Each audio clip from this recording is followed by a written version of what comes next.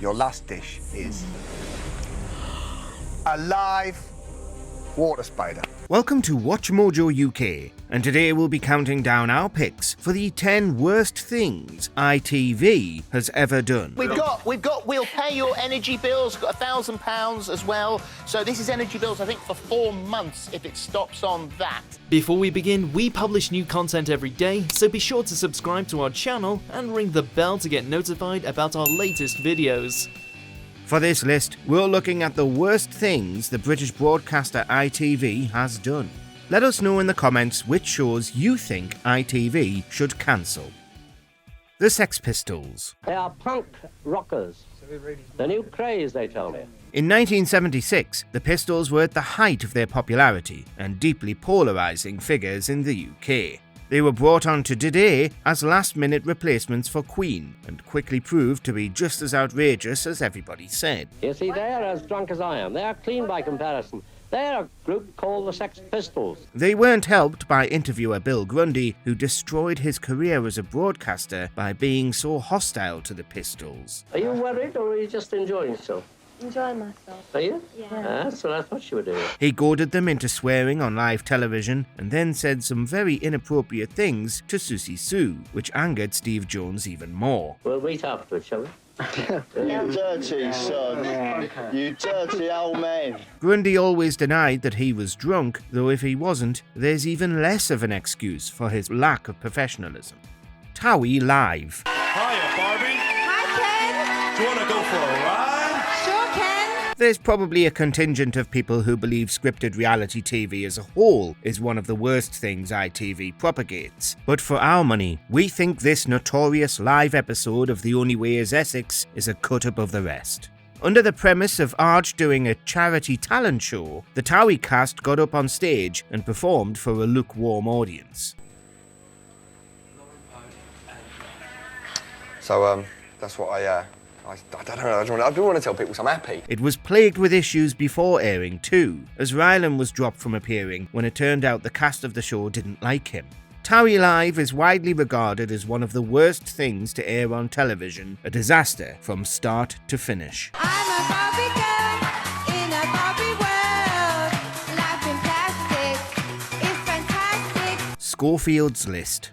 In 2012, Philip Schofield presented Prime Minister David Cameron with a list of alleged abusers he'd found after a quick Google search. Because otherwise, a momentary cursory glance at the internet. It took me about 3 minutes last night to continually find a list of the same names. He demanded Cameron take action as many of his suspects were MPs, but Cameron insisted that a This Morning interview wasn't the best place for such an issue to be raised. Well, these are extremely serious allegations, and that's why the government has moved so quickly to try and get to the bottom of exactly what they are. Worse for both Scoth and ITV, some of the names were legible to viewers, which led to them being sued for libel by Lord McAlpine, who was wrongly accused. I have those names there. Those are the names on a piece of paper. You know the names on that piece of paper. Will you be speaking to those people? The damage payment of £125,000 was split between Schofield and ITV itself, though initially it looked like ITV would have to pay the full amount.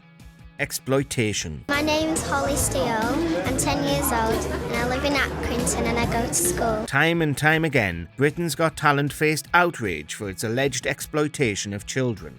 The show is open to anybody of any age, including children as young as 8, who are expected to perform in front of judges, the studio audience, and millions of people in the general public.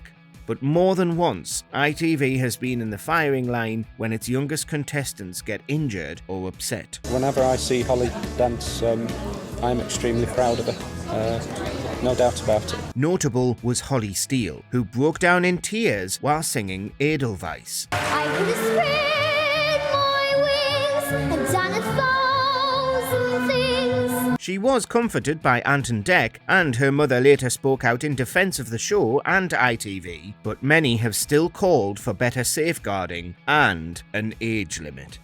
1979 strike. In 1979, ITV was hit with massive industrial action.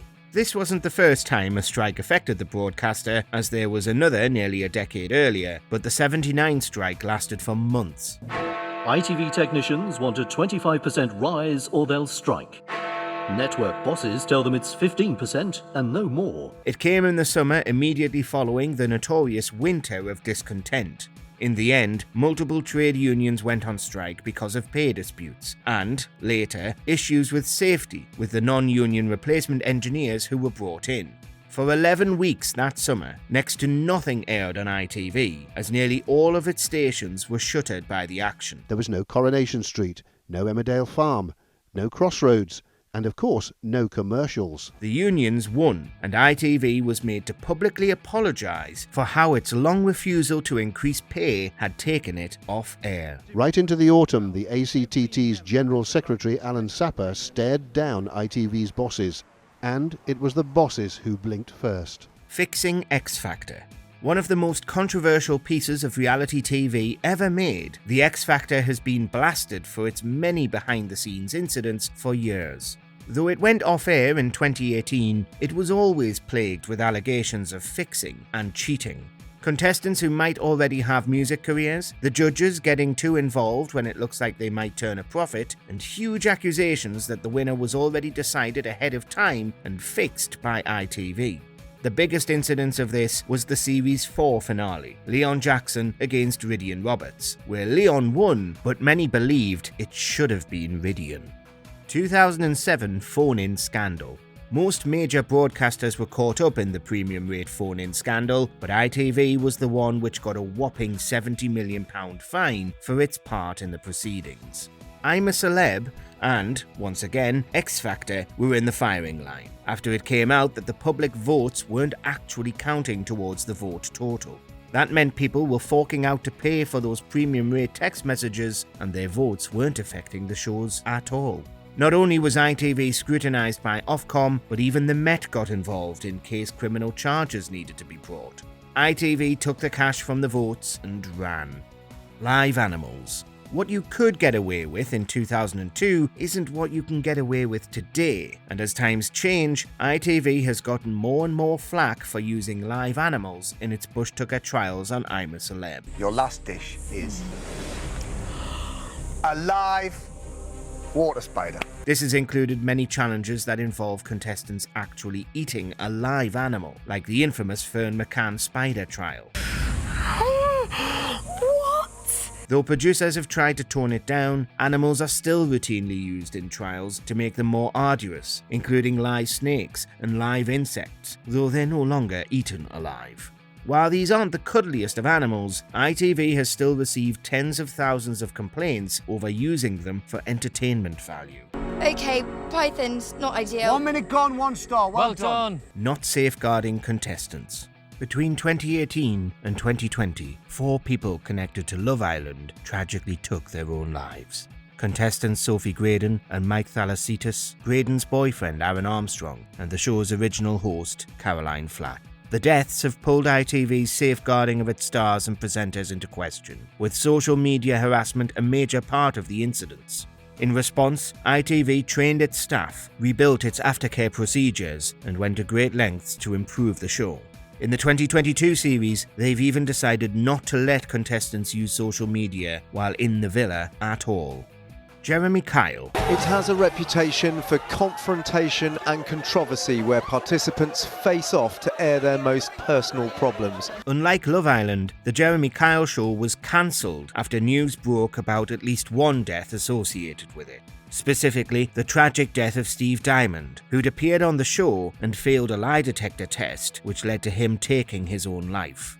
Other cases later came to light as well, and the show was taken off air completely by ITV. Everyone at ITV and the Jeremy Kyle Show is shocked and saddened at the news of the death of a participant in the show, and our thoughts are with their family and friends. Participants were upset and riled up to boost ratings, exploited if they had mental health or substance abuse issues, and had their reputations destroyed on national TV. In the same year, a Manchester judge likened the show to bear baiting after sentencing a man for assaulting another guest on stage. Lie detectors are so inaccurate their results can't be used in court, but people's lives were ruined, sometimes irreparably, by the show's producers. Do you agree with our picks? Check out this other recent clip from WatchMojoUK and be sure to subscribe and ring the bell to be notified about our latest videos.